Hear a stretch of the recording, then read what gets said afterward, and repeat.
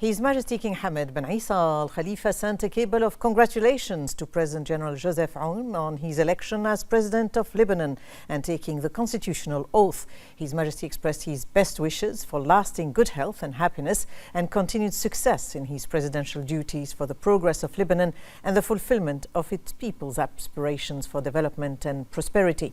His Majesty affirmed the kingdom's firm stance towards Lebanon, which is based on supporting all that preserves its security, stability, sovereignty and territorial unity, as well as the interest of its brotherly people.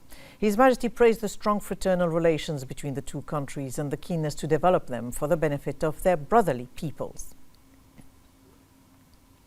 His Royal Highness the Crown Prince, Prime Minister Prince Salman bin Hamad Al Khalifa met with the Minister of Education, Chairman of the Board of Trustees of the University of Bahrain, Dr. Mohammed bin Mubarak Jum'a, and members of the board at Gudaibiya Palace. His Royal Highness highlighted the importance of continuing to enhance Bahrain's education sector to equip its citizens, the kingdom's most valuable asset and the foundation of its future, with the knowledge and skills needed to drive Bahrain's development under the leadership of His Majesty King Hamad bin Isa Al Khalifa. His Royal Highness said that education is one of the most important sectors for Bahrain's development, as it empowers citizens with knowledge, creativity and innovation to foster growth. He emphasized the importance of the university in providing promising educational opportunities in various fields of study, enabling secondary school graduates to complete their higher education and meet the requirements of the labor market, which contributes to enhancing their competitiveness. His Royal Highness said that Bahrain's future is shaped by the determination and knowledge of its people who drive its developmental aspirations forward. He emphasized the importance of ongoing efforts by leaders of higher education institutions to turn challenges into opportunities. He also said that the university's role as the country's first national university bears an additional responsibility to enhance qualitative developments. His Royal Highness encouraged the institution to adopt world-class academic and administrative practices that align with Bahrain's educational policies and strategies. He also emphasized the importance of encouraging research that would enhance productivity in sectors of the economy and support researchers in their studies to find sustainable solutions in various fields as part of the kingdom's development process. For their part, the chairman and members of the Board of Trustees expressed their appreciation for His Royal Highness' commitment to developing Bahrain's education sector in a way that supports its development. The board also pledged to continue to implement the desired visions and aspirations. His Highness Sheikh Mohammed bin Salman bin Hamad Al Khalifa and the Minister of Finance, National Economy, Sheikh Salman bin Khalifa Al Khalifa, also attended this meeting. The Interior Minister, General Sheikh Rashid bin Abdullah Al Khalifa, attended the conclusion of the joint maritime exercise of the Coast Guard Vigilant Guardian 13. The Chief of Public Security, Lieutenant General Tariq Al Hassan, and Acting Commander of the Coast Guard, attended the event. The drill included the Royal Bahraini Naval Force, the National Guard, and directorates of the Ministry of Interior. It aimed to evaluate readiness to promote the security of vital waterfront facilities and tackle trafficking to promote maritime safety and security. The Interior Minister was briefed on the Organization and Control Committee and the implementation process in light of the exercise's scenarios. He held effective field cooperation in implementing joint security plans and operations to confront maritime challenges. He thanked the organizers of the exercise and their ongoing excellence in previous drills. He also highlighted the significance of focusing during the upcoming exercises on services provided by the Coast Guard to seafarers to protect their security and safety through realistic scenarios and specific goals. He said that such exercises contribute to enhancing performance, exchanging expertise, and efficiently dealing with regional water protection challenges to move forward and reinforce strategic capabilities.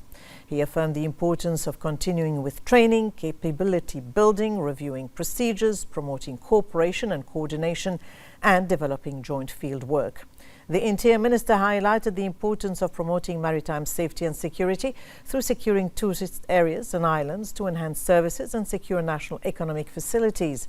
He wished all the best to all efforts to protect the security and safety of the nation.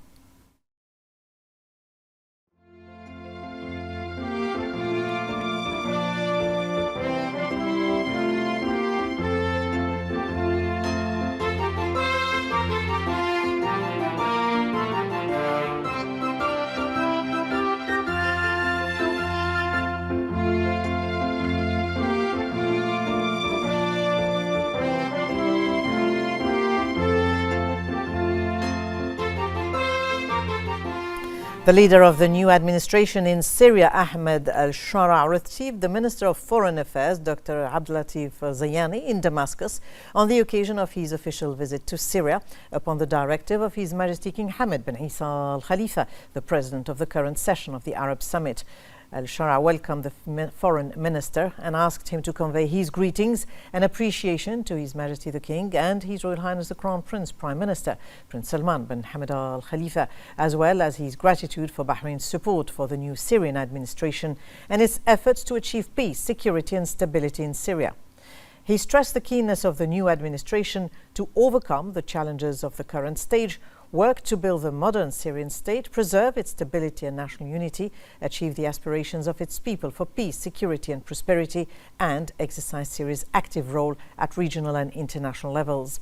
Al-Zayani conveyed a written letter from His Majesty to Al-Shara regarding the close fraternal ties between the two countries and briefed him on the results of the recent Arab summit held in Bahrain. He conveyed the greetings and appreciation of His Majesty and His Royal Highness and Bahrain's keen interest on Syria's stability, sovereignty, independence, territorial integrity and prosperity of its people, non-interference in its internal affairs, and respect for the choices of its people. Al-Zayani discussed the Bahrain summit's outcomes and initiatives, highlighting the collective determination of Arab leaders to achieve peace in the Middle East. He highlighted Bahrain's efforts to strengthen Arab solidarity, protect national security and support joint Arab action. The meeting also discussed the new Syrian administration's efforts to preserve Syria's sovereignty, independence and territorial integrity, achieve its people's aspirations for stability, security and development, and restore its pivotal role at both Arab and international levels.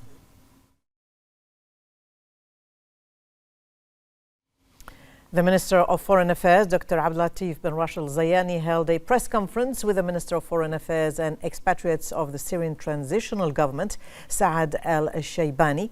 Dr. Zayani expressed pride in visiting Syria and said that he reviewed with Ahmed al-Shara the outcomes and initiatives of the Bahrain summit, which reflect the collective determination of Arab leaders to achieve peace in the Middle East, while ensuring that all peoples in the region can coexist in a secure, stable and prosperous environment that enjoys sustainable peace.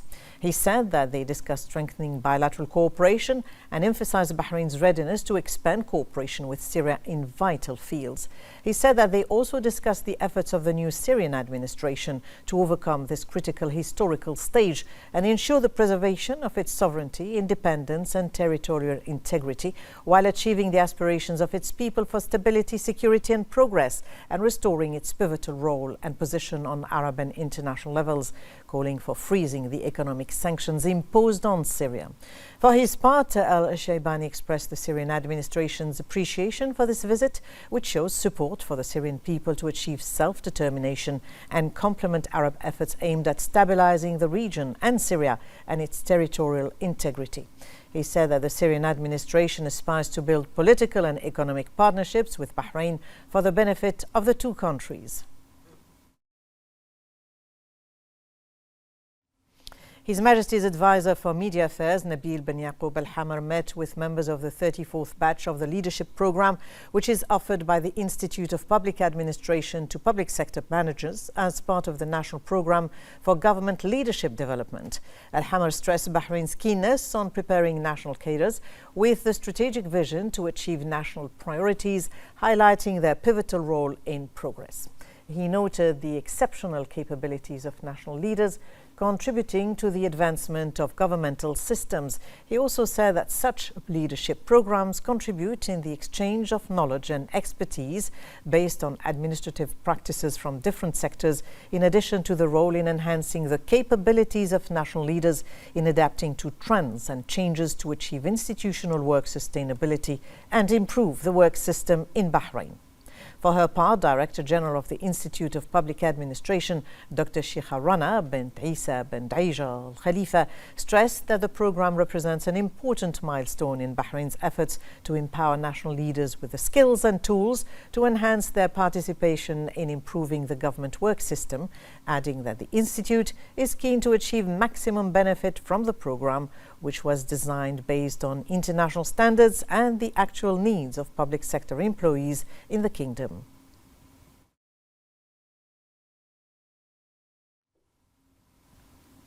The Prime Minister of Sakha, Yakutia, Cyril Bichkov, and his delegation departed Bahrain following an official visit. The visit aimed to enhance bilateral relations between the kingdom and Yakutia in various fields. The Minister of Industry and Commerce, Abdullah Fakhru, along with senior officials, bid farewell to the delegation at Bahrain International Airport. The opening ceremony of the third Bahraini Omani Products Exhibition was held in the presence of the Minister of Industry and Commerce, Abdullah Fakhru, Bahrain's ambassador to Oman, Dr. Jum'a bin Ahmed Kabi, Oman's ambassador to Bahrain, Faisal bin Harab al-Busaidi, and senior officials and stakeholders. The exhibition is organized by the Embassy of Bahrain in Oman in cooperation with the Omani-Bahraini Friendship Association at Al Dana Mall. On this occasion, Fakhru praised the historical relations between Bahrain and Oman, affirming Bahrain's commitment to enhance these relations and attain more strategic partnerships to achieve desired developmental goals and support the national economy. He praised such distinguished initiatives that enrich existing trade and economic cooperation between the two countries. The minister and the attendees toured the exhibition and its expected gains as one of the outputs of the Bahrain-Omani Joint Committee, with the participation of entrepreneurs and small and medium enterprises from both sides.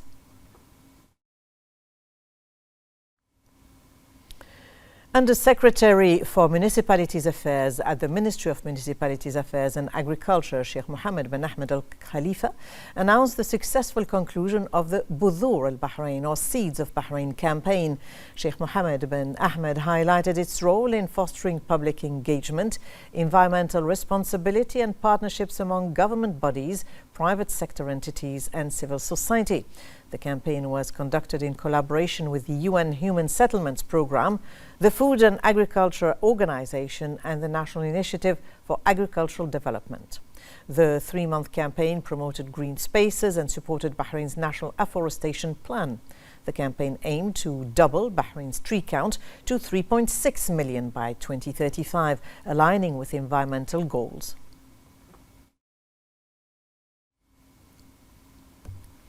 The Ministry of Housing and Urban Planning has continued to provide housing services to beneficiary citizens in accordance with the order of His Royal Highness the Crown Prince Prime Minister to provide 6,900 housing services to citizens. The ministry's team received citizens benefiting from these ownership services through the use of the electronic withdrawal feature to distribute the ownership services allocated in the housing cities. The ministry explained that the procedures for the electronic withdrawal of ownership services are carried out in a smooth and clear way. The team explained the procedures to the beneficiaries and presented the available options for the withdrawal process, stressing that communication with citizens will continue over the coming period to finalize receiving housing services. The Ministry of Education has announced the pilot launch of the electronic services platform and application for government school students as part of its efforts to advance the digital transformation of its services. The ministry stated that the initiative aims to provide a comprehensive digital environment that facilitates easier access to academic services and student data. The Ministry of Education has always achieved unprecedented steps and proved its success by launching electronic services that contributed to achieving student interaction, such as the Education Portal, which is a national e-learning platform that supports digital empowerment in education as a means of communication between the ministry's student and public databases. Based on the success achieved, the Ministry of Education announced the trial launch of the e-services platform, an application for public school students as part of its efforts to promote the digital transformation of its services and to provide an integrated digital environment that facilitates students' access to academic services and data more easily and conveniently. During this phase, the platform offers several key features. The student profile displays basic information such as name, personal number, grade level and contact details, allowing students to verify and update their data when necessary. Additionally, the platform provides an updated view of daily class schedules, enabling students to track their lessons effectively. The platform also includes an exam timetable feature, which displays dates and subjects for final examinations, particularly for secondary students. Students can further review their attendance records through a dedicated tracker and receive instant notifications notifications on important updates such as changes to exam schedules or other developments. In the next phase, the platform will introduce a feature to view academic results, enabling students to access their grades easily through the platform and application. The ministry has invited students to explore the platform and application during this pilot phase and share their feedback to help enhance and develop the services further in alignment with their needs.